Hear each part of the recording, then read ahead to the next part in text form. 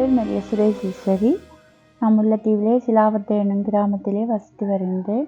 எனக்கு 3 பிள்ளைகள் இருக்கின்றது. என்னுடைய கணவர் பொக்கனையில் இறுதியாக நான் கண்டது.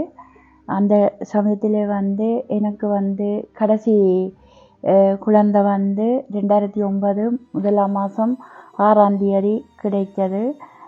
2009 3ஆம் மாதம் 18ஆம் தேதி இவரை கடலில் நேவியால் பிடித்து செல்லப்பட்ட இழுத்து பலாத்காரமாக கொண்டு செல்லப்பட்டது. இந்த வகையில் எப்படி சொல்கிறத, என்னுடைய கணவர் எனக்கு தொழிலுக்கு போகிறேன்னு சொல்லித்தான் வீட்டை விட்டு போனவர். போகும்போது கடலில் வச்சு நேவி பிடிச்சிட்டான். நேவி பிடிக்கும்போது தொழிலுக்கு போன 2 போட் கண்டது.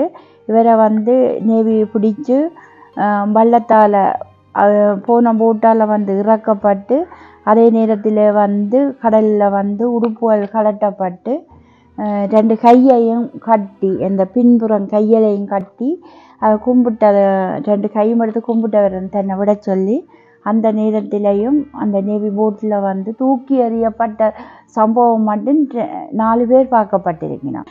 உடனே நான் மாத்திரை ஐசிஆர்சிக்கு போய் அறிவித்தேன். நான் இப்படி என்னுடைய கணவர் கடலில் போய் நேவி பிடிக்கப்பட்டிருக்கு, எனக்கு உடனடியாக பதில் வேணும், இல்லாட்டி நான் தேடி போகிறதுக்கு எனக்கு அனுமதி தர வேணும்ட்டு தாங்கள் அந்த தேடுற மட்டும் சொல்லி போட்டு 2018 நான் 3ஆம் மாதம் 18ஆம் தேதி நான் பதிவு செய்தேன்னா 21ஆம் தேதி அதே மாதம் 21ஆம் தேதி ஐசிஆர்சியால் எனக்கு தகவல் தரப்பட்டது. எப்படின்னு சொன்னால் விளம்பரி பத்திரிகை.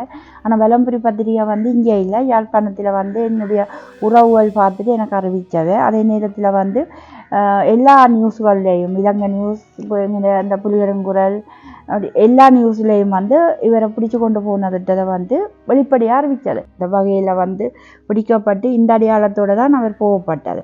அப்போ நான் தேடி என்னாலேயே அது உண்மையில் தேடி போகும்போது எனக்கு ரவுண்ட்ஸ் பட்டது. மாத்தலனுக்கு ஐசிஆர்சியோட 15 போட்டு நான் வரும்போது எனக்கு முள்ளந்தண்டிலே ரவுண்ட்ஸ் பட்டு, அந்த முள்ளந்தண்டு காயத்தோடு எனக்கு பொடியல் ஒரு 6-7 பொடியல், சின்ன ஓரளவு வயசு பொடியல் நான் விழுந்து போனேன்.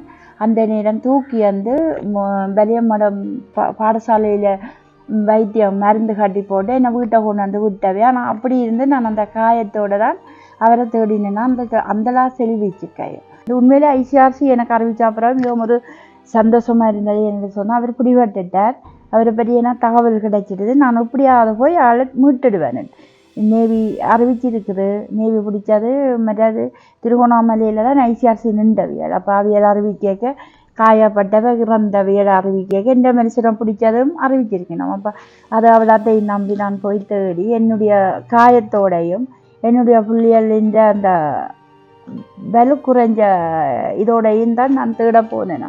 தேடியும் எனக்கு அவர் கிடைக்கல. என்னுடைய ஒரு சொந்த மச்சான் யாழ்ப்பாணம், அவர் என்னுடைய கணவர் பிடிபட்டது 2018 3ஆம் மாதம் 18. அவர் அதே மாதம் 19ஆம் தேதி இரணப்பாலைக்கால உள்ளுக்கு போய் ஆமிக்காரன் ஏற்றி வவனியா கொண்டு போகும்போது என்னுடைய கணவர் அந்த வவனியா முகாமுக்கால இருந்து வெளியால் கொண்டு வந்ததை கண்ணால் கண்டது சாட்சி என்னுடைய சொந்த மாமாண்ட மகன். அவர் கண்டு தான் எல்லாருக்கும் சொன்னது. நான் சுரேஷை கண்டு, அவருக்கு என்னுடைய மனுஷனுக்கு மரிய சுரேஷை விட சுரேஷிட்டா தான் எல்லாருக்கும் தெரியும்.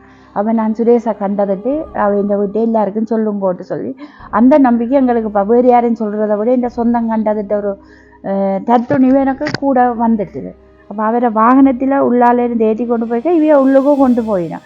அப்போ கதைக்கிறதுக்கு சந்தர்ப்பம். அவர் என்னுடைய கணவர் தான் இருக்கிற நட்டு எங்களுக்கு சொன்ன ஒரு குரல் தான் அவருக்கு கேட்டது. அப்போ அந்த நம்பிக்கை இன்று வரைக்கும் நான் கைவிடையில. இந்த போராட்டத்தை விட நான் படுற துன்பம் வறுமை உண்டு, மனச்சோர்வு, உடல் வலு இல்லை, அவமானம், அப்படி அந்த பல பக்கத்தில் போராடி கொண்டிருக்கிறோம். இல்லை எல்லோரும் கண்டிருப்பியல். இப்போ இலங்கை இராணுவத்தால் போராட்டங்களை உடைக்கிறதுக்கு பல சரியை செய்து எங்களை துன்புறுத்தி கொண்டு இருக்கின்றார்கள். அந்த துன்புறுத்தல் மத்தியிலையும் நாங்கள் இந்த போராட்டத்தை செய்கிறோம். இந்த நேரத்தில் எனக்கு என்னுடைய கணவர் வர வேணுமிட்டாரு. இதில் இப்போ தேர்தல் நடக்கிறதுக்கு முதல் காணாமல் போன விஷயம் இல்லாமல் செய்ய வேணும்ட்டு குறியாக நிற்கிறார்கள். இந்த குறியாக நிற்கும் போது நான் இப்போ இன்னொரு தேத்தனி கடை தான் போட்டிருக்கிறேன். சின்னொரு கேண்டீன் ஒரு வைத்தியசாலையில் இருந்து புறப்பட்டு அந்த கேண்டீனை நடத்துகிறேன். எனக்கு தனி வாழ்வாதாரமாக நான் செய்தாதான் இந்த போராட்டம் வாழ்வாதாரத்தை நான் நடத்தலாம். பொறுமதியாக இந்த சேட்டை நாங்கள் உயிரினும் மேலாக வந்து அவற்றை உயிராக நேசிக்கிறது நானும் பிள்ளைகளும் இந்த சேட்டு மட்டும்தான். இந்த செட்டு வந்து கடைசி மட்டும் அவற்றை உடம்புல இருந்து என்னோட உயிர் வரைக்கும் வந்து சேர்ந்திருக்குது.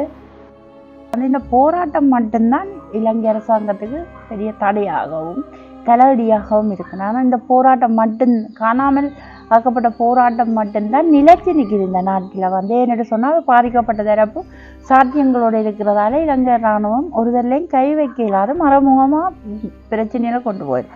அந்த வகையில் நாங்கள் ஒருபோதும் அந்த போராட்டத்தை விட போகிறதும் இல்லை. ஏன்னா நாங்கள் வந்து எங்களை உயிரைத்தானே தேடிக்கொண்டிருக்கோம். ஒரு சம்பளத்துக்கு ஆரம்பிட்டால் நாங்கள் ஓடலாம், பெருட்டினா மட்டும் இல்லை சம்பளம் கிடைக்கலாட்டு ஓடலாம்.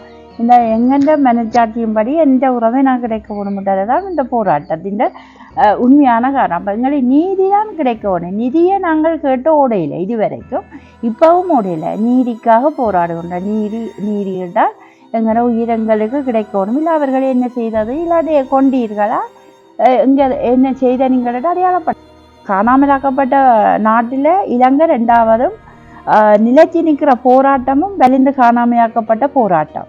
இந்த ரெண்டும் எங்கெண்ட மன உறுதியும் எங்கெண்ட உயிரும் தான் பொறுமதியாக அதில் காட்டியிருக்கு. இவ்வாறு ஜனாதிபதி யார் வந்தாலும் எங்களுக்கு அதை பற்றி பிரச்சனை.